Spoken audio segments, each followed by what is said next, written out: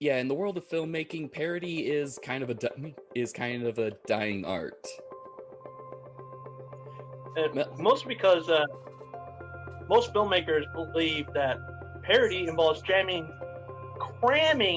a ton of references in a movie, thinking that will make the movie funny. Not realizing that the best part of a parody is unscrewing what makes the film or the parody that is based off of work and just turning on its head. For example, how do you move out of a castle? Well, you put the castle on wheels and move it. Yep. Let's see. How do you do a trick arrow shot when someone, I don't know, decides to knock your footing out, off balance? Why, you give that arrow a mind of its own. Exactly. And so that's the best thing that Mel Brooks has ever done. Like, he knows how to make parody work. Going Blazing Saddles, Spaceballs, freaking Youngstein, which was my first one. Young Frankenstein, and some of his lesser-known ones, which of course I own.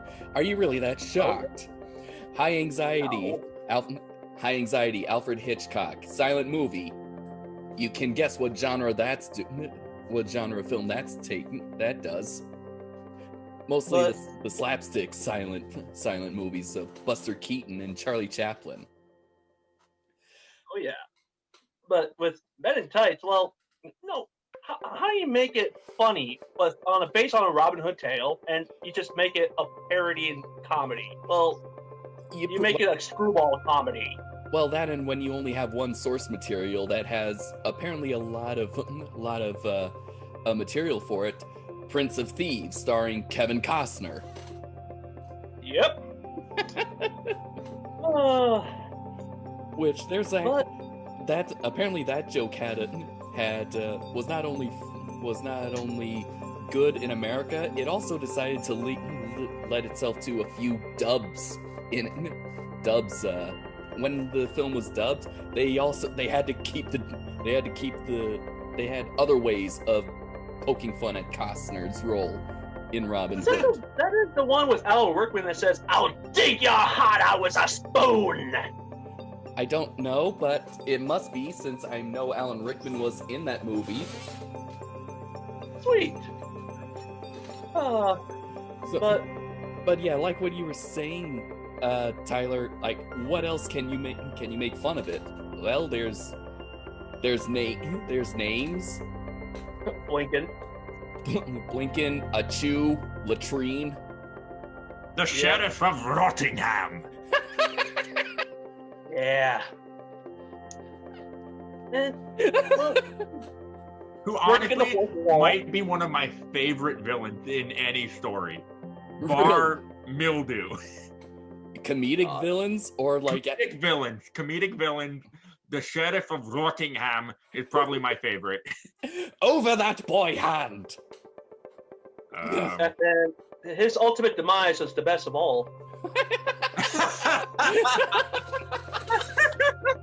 I don't know if that should count as lucky or unlucky, depending on whose perspective. Which one are you talking about? Being run through with a sword, or exchanging a lifesaver, to be married to the witch, or technically the castle cook. The witch. Again, depending on whose perspective. Well, technically, they would both get impaled. Shit. Whoa, Ian! Ooh, good one. But Ian, coming in out of left field with a joke like that. I'm back in true form once again. Hey, that witch would be far away from the sisters of Hocus Pocus. Well, at least she doesn't sing. Oh, jeez. I mean, okay, had Hocus Pocus come out, I'm pretty sure she would have. Maybe. Yeah. So yeah, Sheriff of Rottingham is a pretty funny villain. Actually, even funnier than my first Robin Hood movie, which was the Disney one. You know, the animated one where they're all animals. Yeah, I haven't seen that in so freaking long. You hadn't seen that? Yeah. He was funnier than... Excuse me. It had a catchy... Mumford and Sons covered one of the songs. Can you believe that? No. And anyway, yeah. It's funny. The king in the animated Robin Hood was funny because of if any of you have seen the movie, you know what I'm talking about. For those who haven't, you have a lion who sucks his thumb whenever the thought of disappointing his mother comes to mind. Mommy. It still makes me laugh. But the sheriff is funny in how much of a bumbling fool he is, and tries to come off as like all suave, all royal. Oh yeah.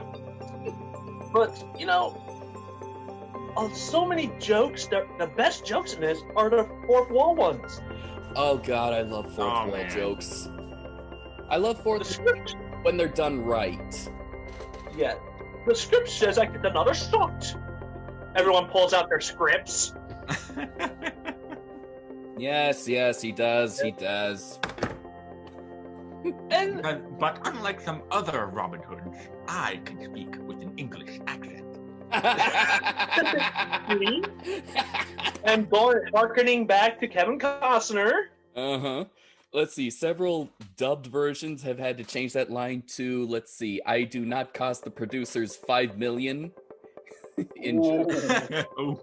That's in Germany. In France and Italy, it had to go, I do not dance with wolves. Ooh. In Quebec, the dub is I accept to wear tights. because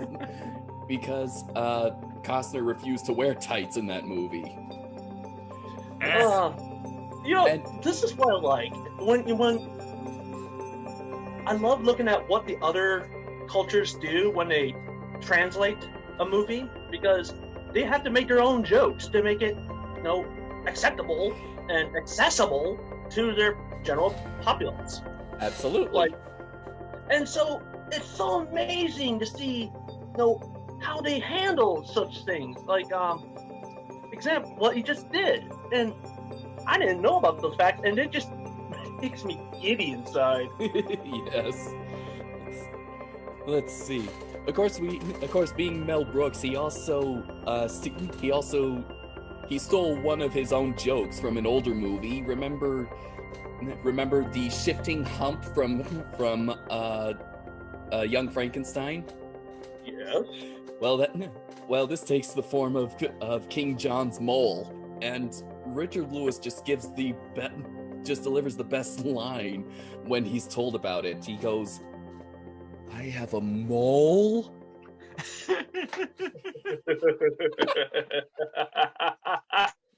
Yes. That's like the best delivery. But the King John's punishment is just as funny. I'm so glad that did not give me any trouble in middle school or high school. Oh. Right? Mm-hmm. And yes. all of the toilets in the land shall be known as John. No! Put him in the Tower of London. Make him part of the tour. So yeah, we get some. We even have Patrick Stewart makes a cameo as King Richard, King Richard, who he's doing a Scottish accent because once again Sean Connery was King Richard in Prince of Thieves, and pretty much any role he takes, he refuses to change his accent. Just look at Highlander. Enough said. Okay. I'm pretty sure Sean Connery gets a pass because freaking Sean Connery, though. Yeah, but May he rest in peace. oh May he god, rest in yes. peace.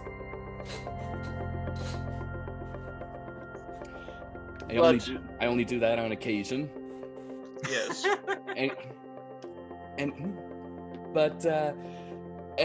we also this movie is actually the theatrical film debut of Dave Chappelle, who had That's you, right? he played a Chew. Yeah, you remember? Bless you. Thank you. No. That's his name, a Chew. Bless you. No, I'm not sneezing. If I did, I would have covered my mouth. You know how the year has been. I mean, But you're alone, right? you're alone, and I'm way over here. Yeah. I still have good manners. Touche. And, but anyway, yeah. It's so it's kind of unique for me and Tyler because we can. Well, I don't know about you. I can't speak for you, Tyler. You should speak for yourself. But I grew up when Chappelle's show was like one of the funniest things on Comedy Central. Rick James. Yeah, I'm Rick James. Rick James. I'm surrounded by old people. That's what you get for hanging out with us. Mm-hmm. And he's also a stand-up comedian, so it's kind of nice. It's unique to kind of see where it all started, and he's still kind of making a name. He's still making a name for himself After a long hiatus. A long hiatus. It's that I think he didn't want the idea of fame to consume him. He kind of wanted to be down to earth. Yeah. But my favorite part of the movie, I'm going to get this out of the way. Little John.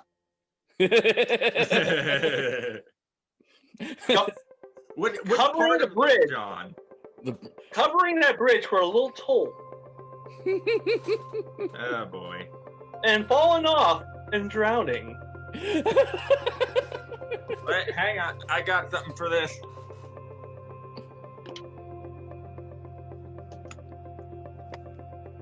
Oh shit! I challenge you to a duel. Hold on. Hold on. You challenged me to a duel, you say. Yes. I will see your wooden pole.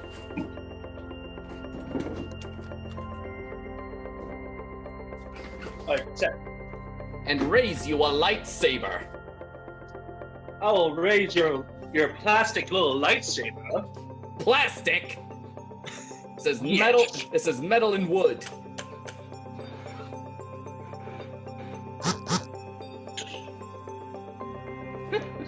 I'm scared. With- What's he grabbing? Open. It's done. My soul.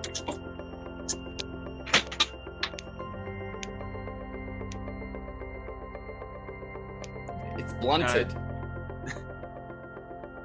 It's blunted. You told me so yourself. Yeah. Oh. Still looks scary for the unknown. Yeah. Where did I put that stupid knife? Whatever. Anyway. So yeah, I liked that scene too. Especially just the gag that every time that they broke the stick in half, the music would kind of get higher and higher, and they would just the fights would just get funnier and funnier. I mean, first Exactly. it's They like, had like.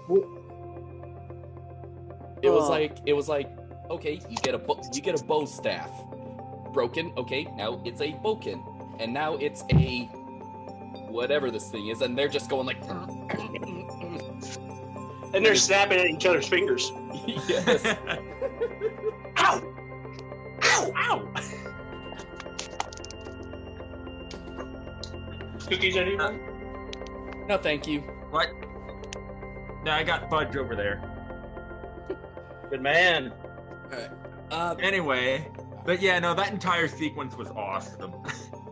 Let's see. definitely is. Let's see. How Blinken is of course a funny by circumstance character.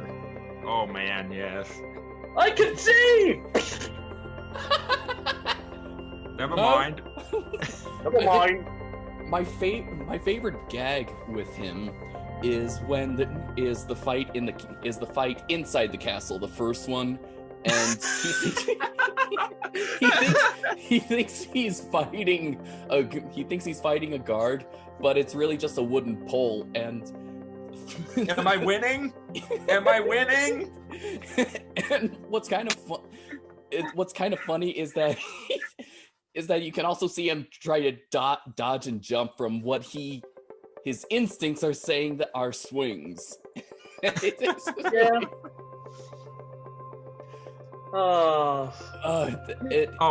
One of my best, when we first meet Blinken, what is he doing on the toilet? Well, his pants are down and he's Reading the Times. no Sure. Yes. Whatever the times are in good old England. I'm pretty sure the England Times. It's just the Times. No, it's just the Times. But other Really? fun. No, bless you for that. That was an actual sneeze. I That didn't hear wouldn't it. have been funny. Yeah, and I'm deaf. Exactly. No, the other fun parts is especially the dark humor side of things. A house, dark humor. Yes, but what happened to my parents? Died in the plague. Oh God. Oh god. And you know what's kind of funny is that there's one joke is coming. If you've watched a lot of comedy, TV, and movies, it's like my goldfish Goldie eaten by the cat. My cat ran over by the carriage. No, the cat choked on the goldfish. That's right. The cat choked on the goldfish. Oh, it's good to be home. That's John, we're on the same writing. wavelength. Yes. Oh my God. That is brilliant writing, where you can go only lower, and you're going to see how low you can go. Let's see. My mother, she died of pneumonia whilst you were away. My dog Pongo, run over by a carriage. My goldfish Goldie, eaten by the cat. My cat choked on the goldfish. And he gives the pouty lip. He gives that pouty lip. He's like,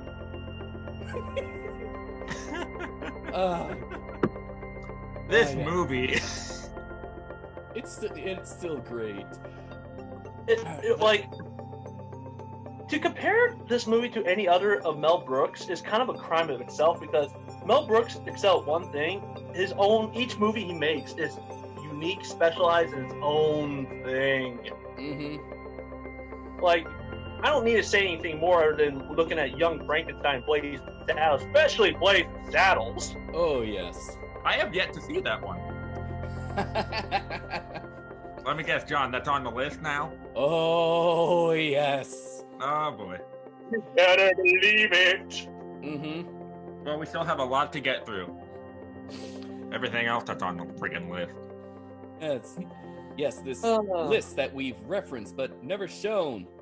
Because we're really just making it Maybe up as just we make go that along. Isn't that what we do all the time? Pretty much, yes. Yeah. But, you know, so Carrie Elwes. What's funny about Carrie Elwes is how his character, the character of Robin Hood, is just always in that has that heroic face on it. It's like he's just so calm. It's like so calm. And then in this movie, it dissects that so well when he tried to jump on the horse from behind. Yes. you know, Which is possible. I've done it. Yeah. When I first saw this movie, I always believed that, Carrie Ellis, Robin Hood, was just Wesley from Princess Bride, more heroic. But now you found out that Wesley from The Princess Bride is Robin Hood, but more heroic.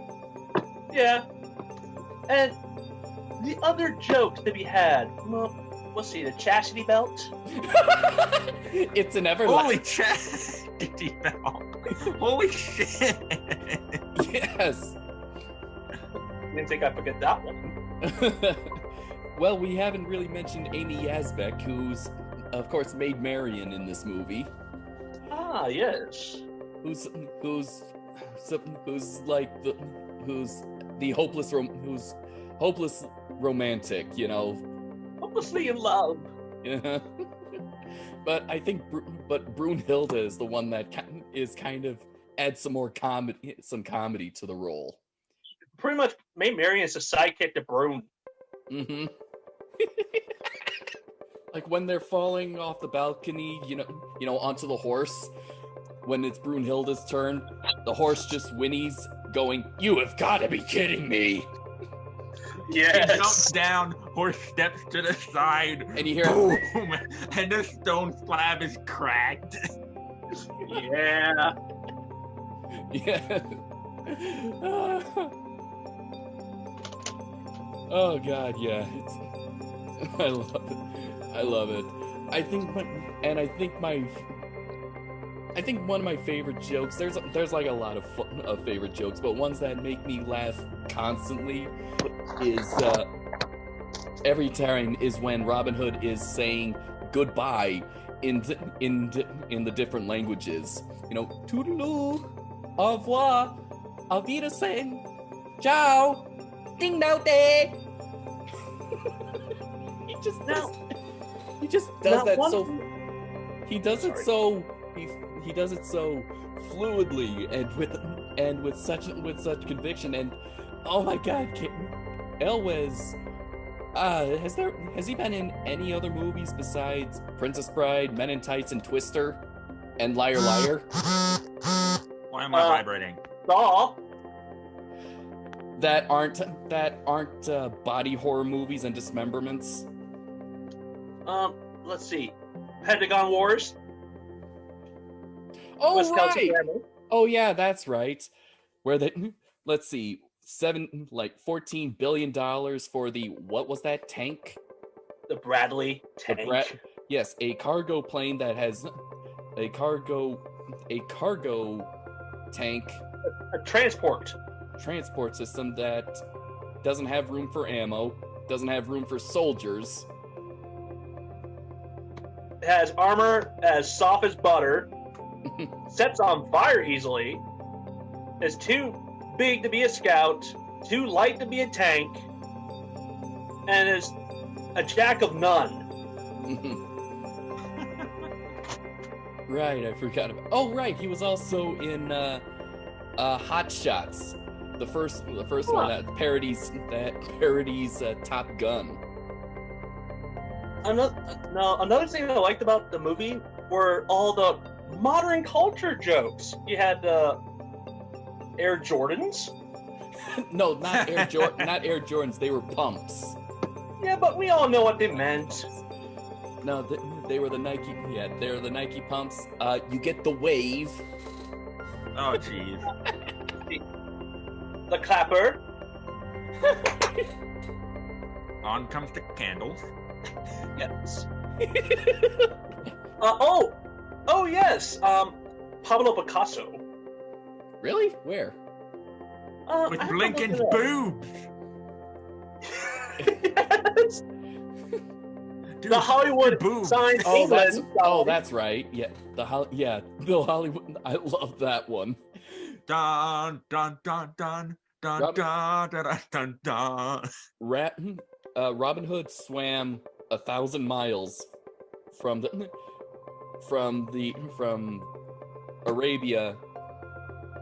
Saudi Arabia to England. Sure. Yeah. In report to your question about what other films Carrie Ellis was in, Jason Lee Scott's The Jungle Book. the bad guy. Oh, That, will die at the end.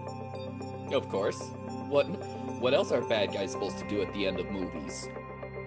Survive and for the say, sequel. "I'll get you next time, Gadget!"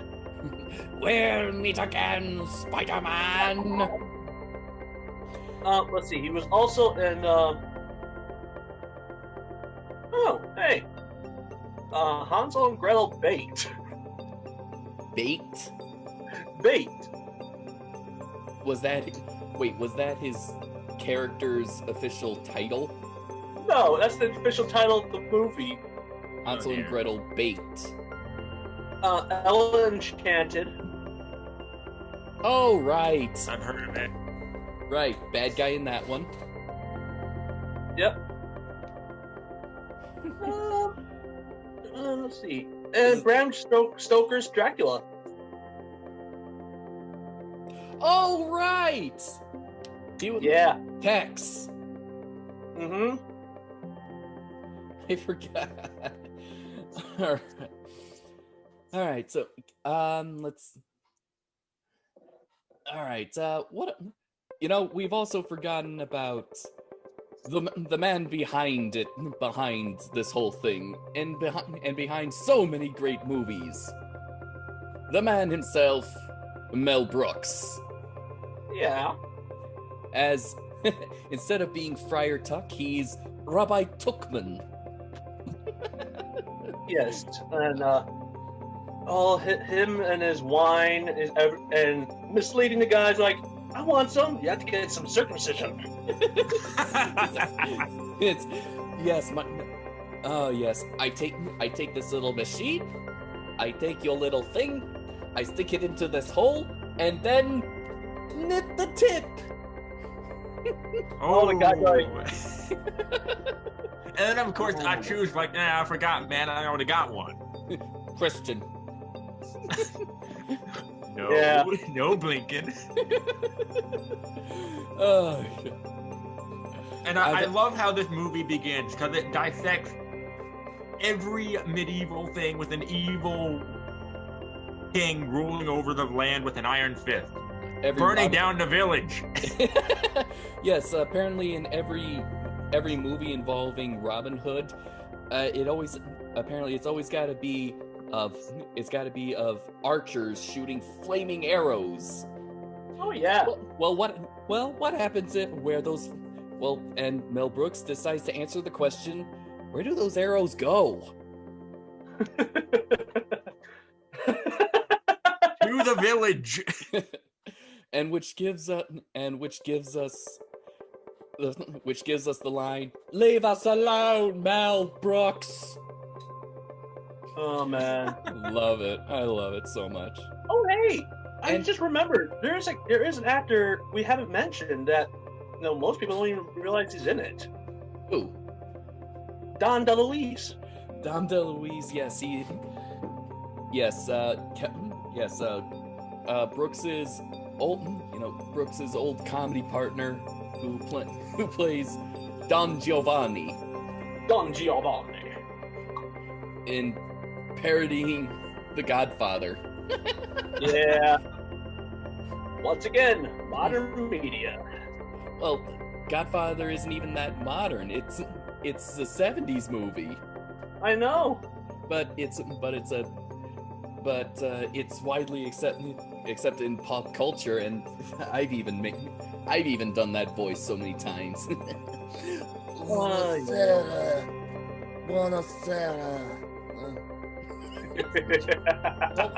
In all this time, we've been allies, England and Jersey. I can't say that. Jersey, England and Jersey. One of the great things that made my day when I was watching this movie, the villager training montage. Yeah. Oh God.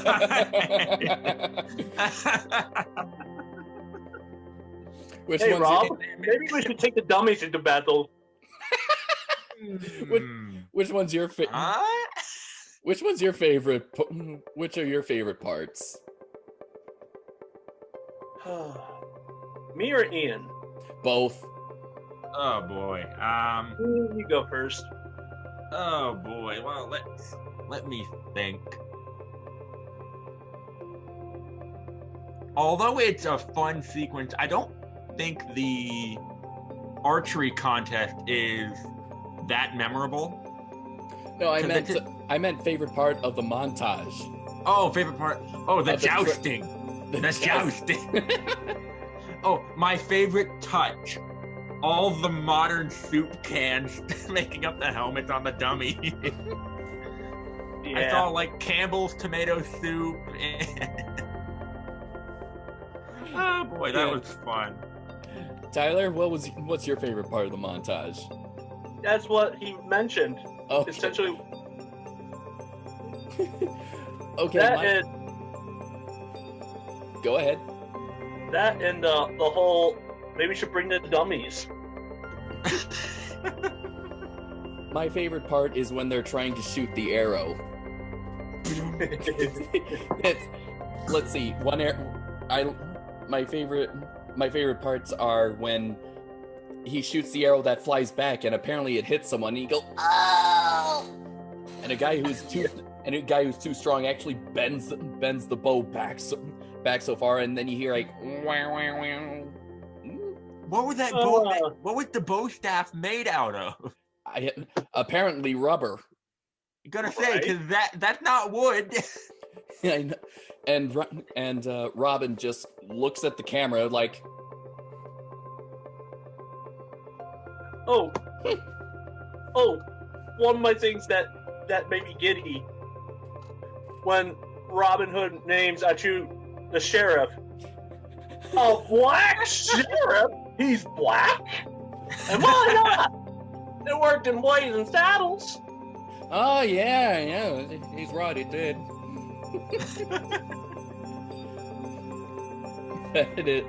That's a good. He's black. I love that. Yeah, there's a lot of a variety of humor in this. There's raunchy humor. There is just there's juvenile humor. There's even witty humor. I especially like the two that we haven't mentioned is, "Hey Lincoln, did you say Abe Lincoln?"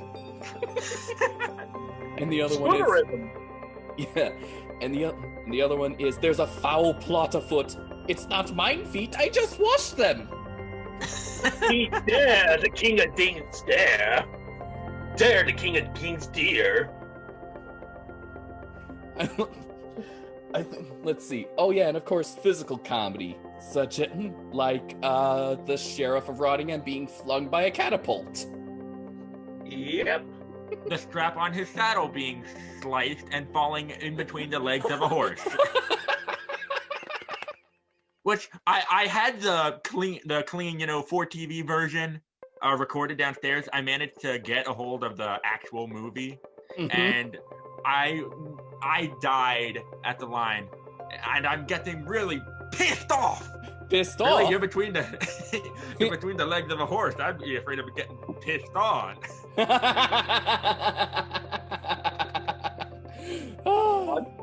Yes. At the end, when Maid Marian and Robin are about to consume their relationship. Consummate. Call the locksmith! Call the locksmith! Okay, Tyler, I'm gonna hold that one over you. Consume their marriage. Sorry. I'm holding that one over you for a little bit, dude. Hey, and considering you're the married one, that's even funnier. What? I aim to make people's day. I don't care if I mispronounce words. He does it very often, Ian. And he doesn't care. Rick, if people laugh, that's great. I like to make people laugh. Yeah. We need that this year. Yeah. Let's see. Another bit of humor. I didn't actually notice this until my, 500th viewing, which was about 500 viewings ago. Is that when... Remember when Blinken hands Robin just a mug of mead, and he and Robin is just offhandedly fighting sword fighting with someone. If you look at the back, yes, that's funny, but that's not what's funny. That it's not as funny as what's happening in the background. If you look at one of the downed soldiers, with the chandelier on top of him, you can actually see him raise his arm up and scratch his nose. Oh, that just makes that funnier. Sadly, this we won't have any ways to make fun of this anymore because of Disney, but 12th Century Fox. Yes, 12th Century. Why don't we fox them? Fox them! Fox them. Yeah. Well, Oh, jeez. Well, Disney didn't acquire all of Fox. Just most of their assets. Yeah. Alien. Predator. But that doesn't mean that most of the movies that they made in the past are gone. If people still decide to buy physical media, which you will definitely own, and won't be altered. Yeah, I've been hearing some things on the internet that some streaming services will actually alter the movies that they have. Why? Oh, 2020. Because it's 2020. Nobody's going to the movies.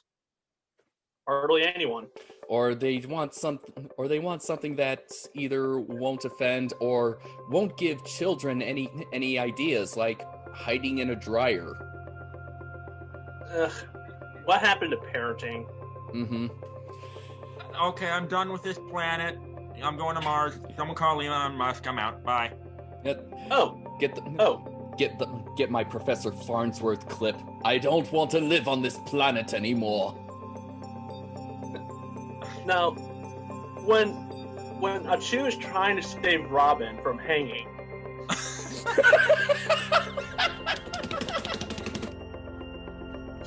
I meant to aim for the hangman. You do know that Hangman is the same Hangman from Blazing Saddles? Yeah. How are you, about a 16 and a half? Wait a minute. If he's the same guy, is he a time traveler? Maybe. Possibly.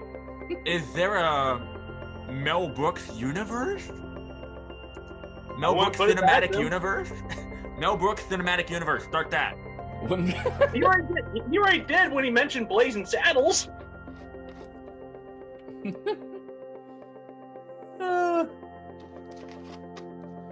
Yeah. But I don't know what else to talk about because we're talking about jokes, and that's really subjectively that's all that we can say about this movie. It's funny based on our subjective of humor. I know it's a movie that has a wide range of humor, and if you don't like the sex jokes, you'll probably love the physical jokes. If you don't like the physical jokes, you'll probably like the witty jokes. There's something in it for everybody. Exactly. Oh yeah, or maybe if you like pop cultural references or as jokes, you'll probably love the reference to Prince of Thieves, or you'll probably like that Chu said white men can't jump. Hey, John, Patriot Arrow. I don't know what that's a reference to. The last arrow Robin fires. Yes. It's called Patriot Arrow. Uh-huh. What's the meaning? I get it, Tyler. What? Oh, man. Small blurb here from Wikipedia. If you hover over Patriot Arrow on the Wikipedia article, it the MIM-104 Patriot is a surface-to-air missile system, the primary of its kind used in the United States Army and several allied nations. It is manufactured in the U.S. defense contractor Raytheon and derives its name from the radar component of the weapon system. It's a surface-to-air missile. Is it remote controlled? Yeah, that's why. That's why it's brilliant. So yeah, this is a movie that has comedy to suit a variety of tastes. And that's what makes it great. Oh, yeah. I mean, if you just like simple juvenile humor, if you like someone just flipping the bird like all those prisoners did at the beginning of the movie. Ow! Ow! Ow! Ow! I'm not gonna do it because I don't want to make John do more work than necessary, so we don't have to pull her out my finger. Well, thank you. Yeah. But yeah,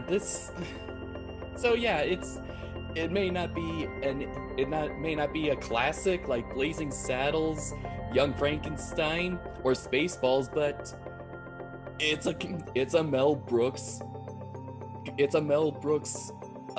icon.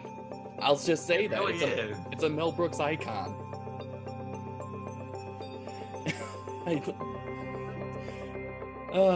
So yeah. So gentlemen, what rating should we give this out of 10 tights?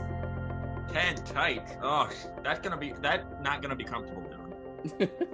I give it at least 7, 6.5 maybe.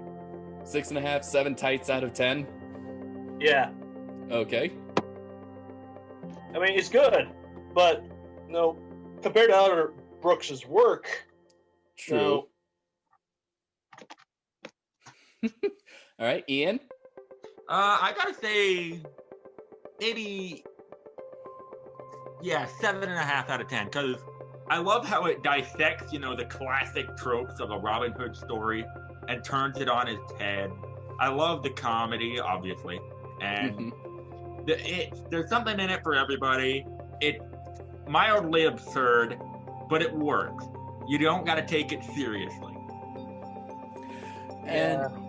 And for me, I give it an 8 out of 10. Nostalgia does play a little bit of a factor into it, but 8 tights out of 10, mostly due to nostalgia. But yes, the comedy there's so much variety to it. Every joke seems to land, and yeah, like we've all said, it doesn't take itself too seriously, which makes you don't have to take it seriously. So no. And if you're ever feeling down, pop it in, because that's what this is for. Absolutely. No. This is one of those, this is a pick-me-up movie. Now, on a side note, I found some information that would, make your guys' day. Ooh. So the role of Little John was originally offered to Hulk Hogan.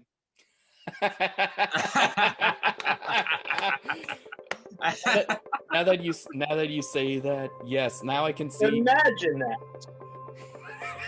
It was like, I'm Little John, brother.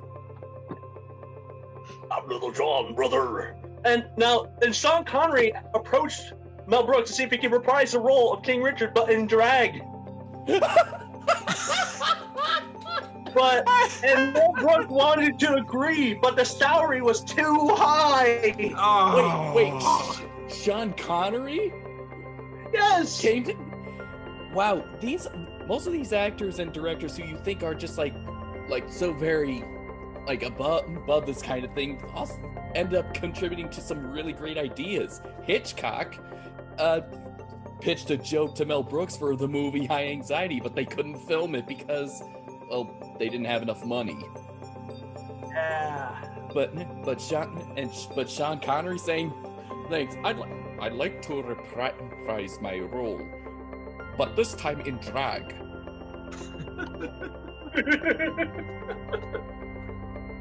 And just think what could have been, what might have been. In another universe, maybe. Yes. Maybe, who knows, it might have propelled it to a higher standing. Maybe. So yeah, I love Men in Tights. Absolutely, yeah. And- Apparently, and this- it made and its this box film, too. office back. It made its box office. Well, that's good. And The budget was $20 million. It made 35.7 million. So not bad.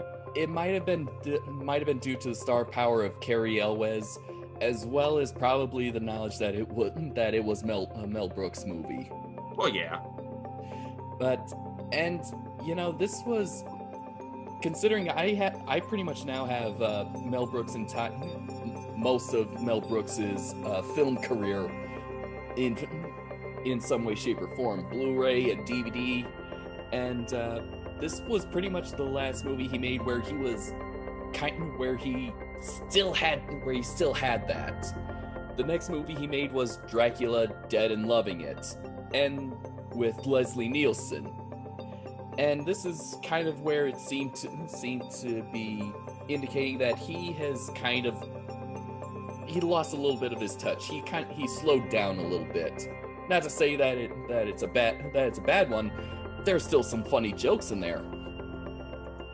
But comparing that to Robin Hood Men in Tights, it felt like something was missing. Oh, random fact of the day. Did you know that Mel Brooks was a producer of one of what's his name? The guy who directed The Elephant Man. Carl Reiner? No. The guy directed Mulholland Drive. I'm gonna have to look that up. The Elephant Man. But yeah, that's where Mel Brooks first met John Hurt, he made a couple appearances who was able to make a couple appearances in his films. Let's see. Okay, director. Oh, there we go. David Lynch. And he took his name off the credit because he didn't want people thinking it was a comedy. Makes sense.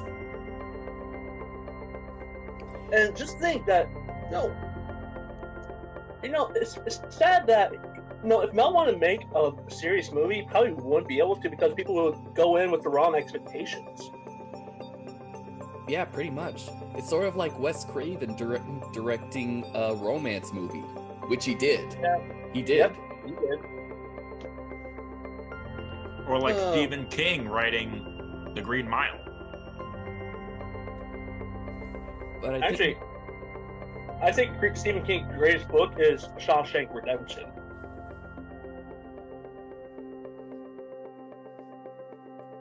That's actually my favorite book.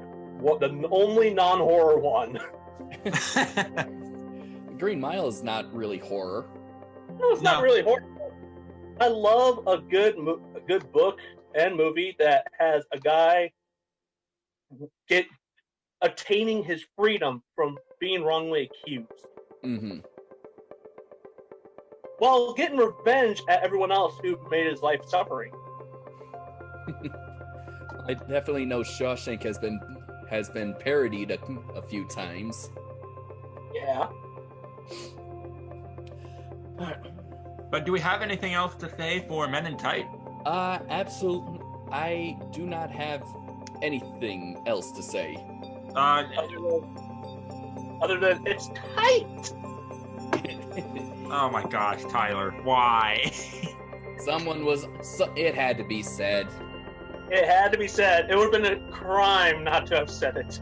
Oh boy. Well, are we done, guys? I think we're gonna be done. The only thing now is to pretty much prep everyone for what we're going to review in December. What was the movie you had planned, Ian? Oh, you guys are going to want to tune in next month because we are reviewing the classic, the masterpiece, Shrek. Oh yeah, that's right. Yep. Oh boy. Be sure to bring your onions and your donkeys and your dragons.